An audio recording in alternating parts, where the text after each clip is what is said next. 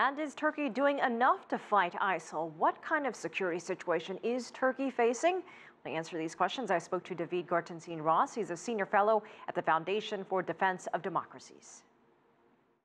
I think Turkey hasn't done enough, certainly, to stop jihadist groups in the region. It seems to have been clamping down on ISIL in recent months. If you look at the arrest reports of people coming through Istanbul's airport and elsewhere in the country, they do seem to be trying to put a dapper on that facilitation network. But when it comes to other jihadist groups, such as Al-Qaeda, I think that they're giving much more of a free pass for allowing these groups to go through. But with respect to ISIL, they have a heavy presence in southern Turkey, and there's, by all accounts, very little regulation of who's going in and out. There's occasional reports that they're doing more, but people I've spoken to who've gone into Syria haven't had much trouble at all getting into the country. So can they do more? Absolutely they can. Well, what is the answer then? Will tighter controls at the border areas make a difference? I don't think there's an easy answer. I mean, tighter controls at the border would make a difference, but you have to do more than that. To what extent has the political system been corrupted in these border towns by the presence of a war just across the border? Have extremist groups influenced local government? Have they infiltrated local police forces? I think that once you start to ask these questions, you might get some uncomfortable answers. Let's look at the suicide bombing that took place just the other day. Young people were targeted in this bombing. The suspect is a 20-year-old student. What does this signal? Could we see more attacks like this?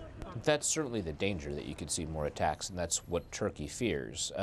One of the reasons why formulating an answer to this isn't easy is because when you look at it from a perspective of Turkish interests, one of their concerns is, of course, extremist groups to some extent, but another concern is the Assad regime, something that Turkey is very much thrown in on the side of wanting to topple Assad.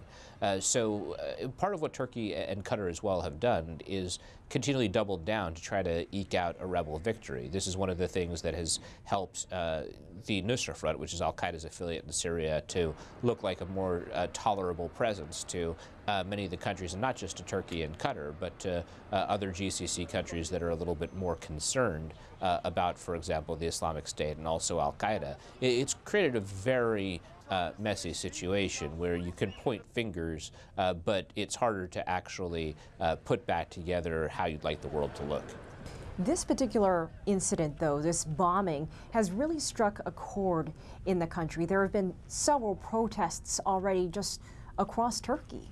And justifiably so. I mean, looking at the full realm of Turkish media earlier today, the media was outraged in multiple ways and very critical of government policies, basically across the board.